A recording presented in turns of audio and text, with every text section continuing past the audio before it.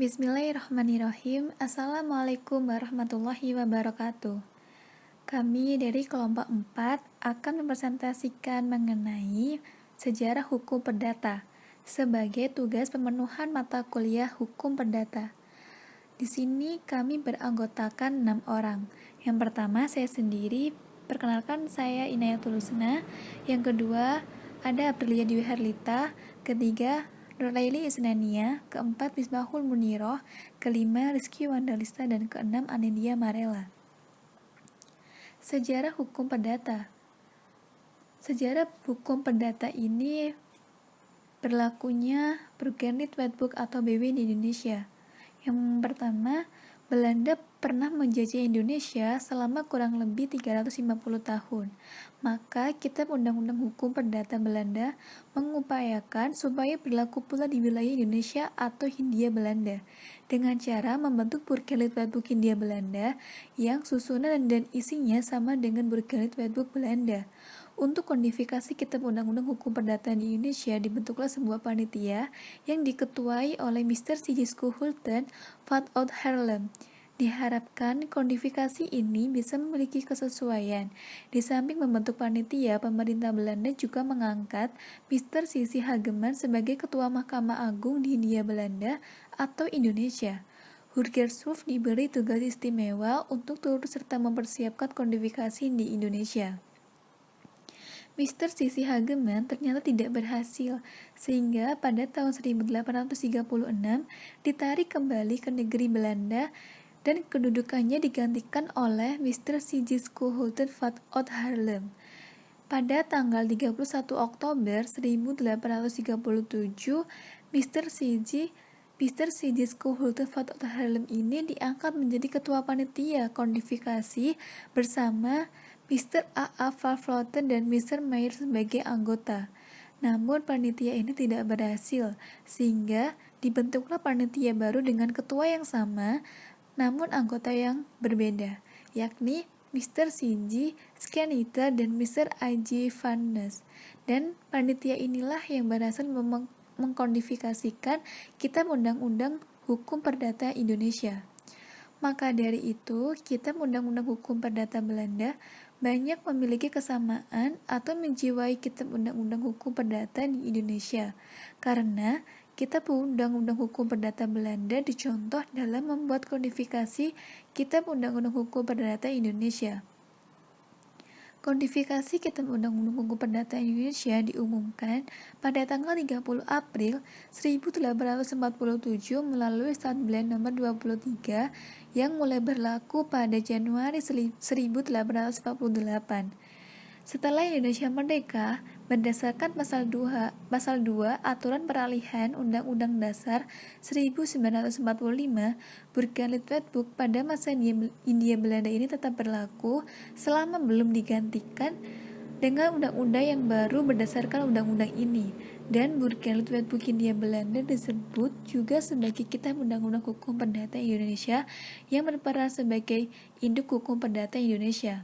Itu hukum perdata yang berlaku di Indonesia sebelum masa kemerdekaan.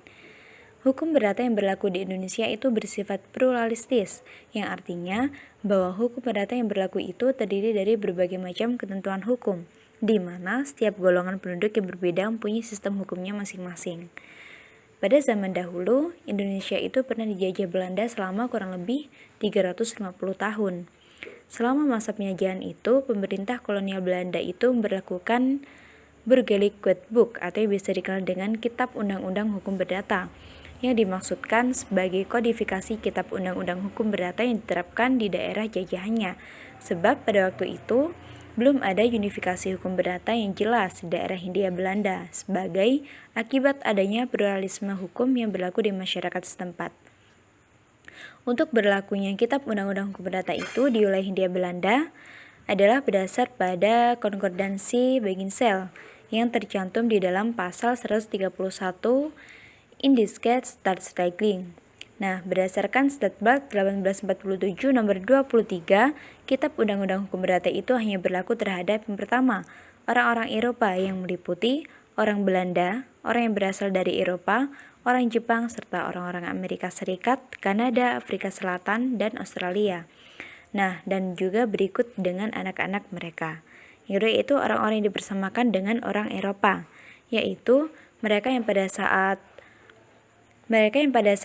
ada kitab Undang-Undang Hukum Perdata itu yang berlaku memeluk agama Kristen. Yang ketiga yaitu orang-orang Bumiputra turunan Eropa.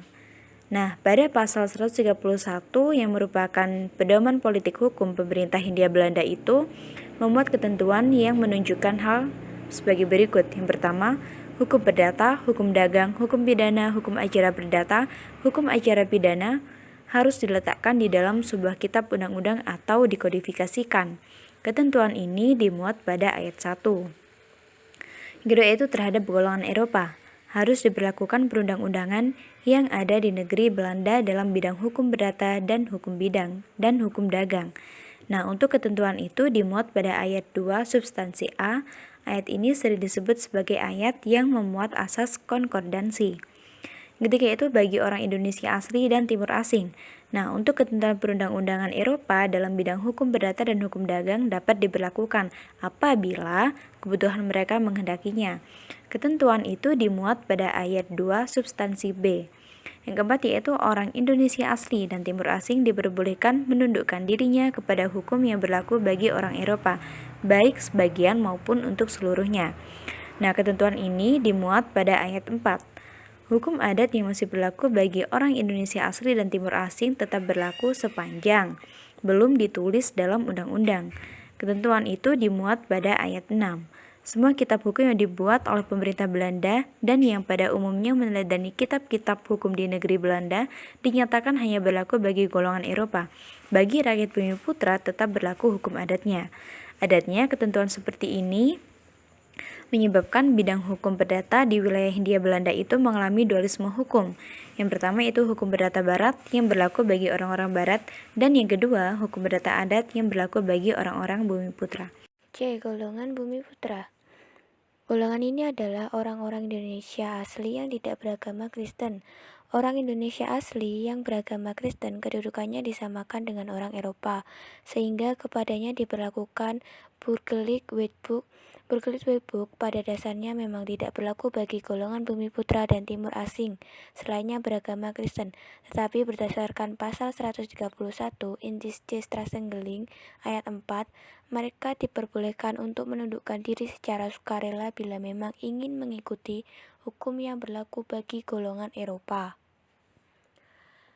Lembaga pendudukan diri yang diperuntukkan bagi orang-orang Bumiputra dan Timur asing selain Tionghoa untuk menundukkan dirinya kepada hukum perdata dan dagang yang berlaku bagi golongan Eropa ini terbagi atas dua bagian. Yang pertama, pendudukan diri secara sukarela yang terbagi menjadi tiga.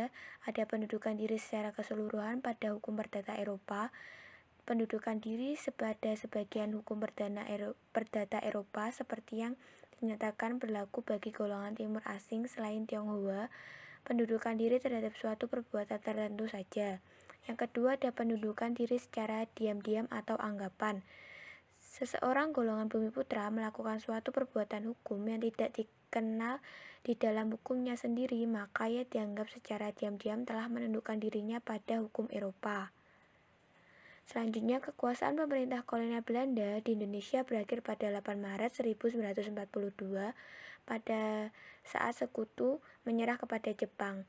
Pendudukan Jepang di Indonesia tidak begitu lama, hanya berlangsung selama kurang lebih 3,5 tahun saja.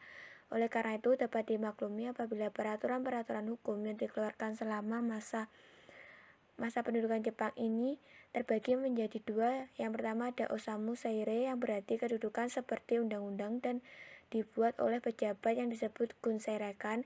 Yang kedua ada Osamu Kanrai yang berarti mempunyai kedudukan seperti peraturan pemerintah dan dibuat oleh pejabat yang disebut Gunseirekan. Semua peraturan ini terdapat dalam majalah resmi yang bernama Kenpo.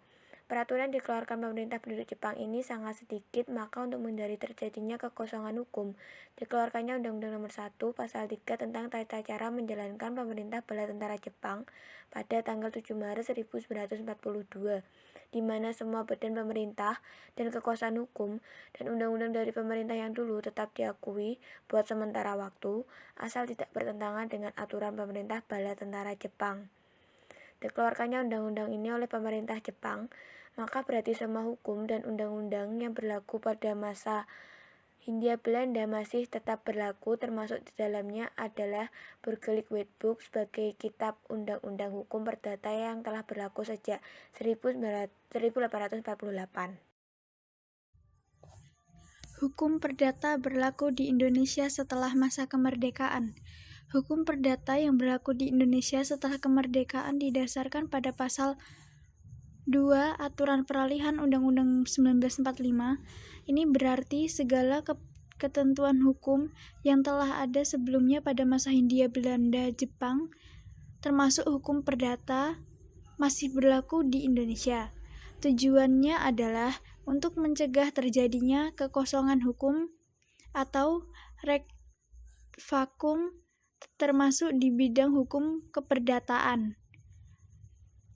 Dengan demikian, masa hukum perdata yang berlaku di Indonesia setelah kemerdekaan masih sama seperti pada masa Hindia Belanda, yaitu hukum perdata Barat atau Eropa dan hukum perdata adat, sepanjang belum diatur dengan ketentuan undang-undang yang baru menurut Undang-Undang 1945. Berarti masih terdapat dualisme dalam bidang hukum perdata di Indonesia saat ini. Sesudah Indonesia merdeka, berlakunya peraturan dari masa Hindia Belanda yang merupakan warisan pemerintah jajahan tentu merupakan suatu keanehan dan kejanggalan. Keadaan ini sebenarnya disadari oleh pemerintah Indonesia merdeka. Tetapi demi untuk menghindari terjadinya kekosongan hukum, maka produk hukum Hindia Belanda itu tetap dipakai dan dipertahankan sepanjang tidak bertentangan dengan kepentingan nasional. Hal ini disebabkan karena pemerintah dan DPR belum mampu untuk mengubah dan membuat kodifikasi hukum. Sebelum SEMA nomor 3 tahun 1963 itu keluar, pada Mei 1962 muncullah gagasan dari Menteri Kehakiman RI pada waktu itu, yaitu Soeharjo SH, yang mengusulkan bahwa PW atau Kitab Undang-Undang Hukum Perdata ini tidak lagi dianggap sebagai sebuah undang-undang, melainkan hanya sebagai sebuah dokumen saja, yang hanya menggambarkan suatu kelompok hukum tidak tertulis. Nah, gagasan Soeharjo SH ini telah disetujui oleh Mr. Wirjono Projoko-Dikoro sebagai Ketua Mahkamah Agung pada saat itu, sehingga dikeluarkan SEMA nomor 3 tahun 1963 tersebut. Maka timbullah gagasan Soeharjo SH pada tahun 1962 ini ternyata telah dilatar belakangi oleh keadaan pada waktu itu, di mana 1.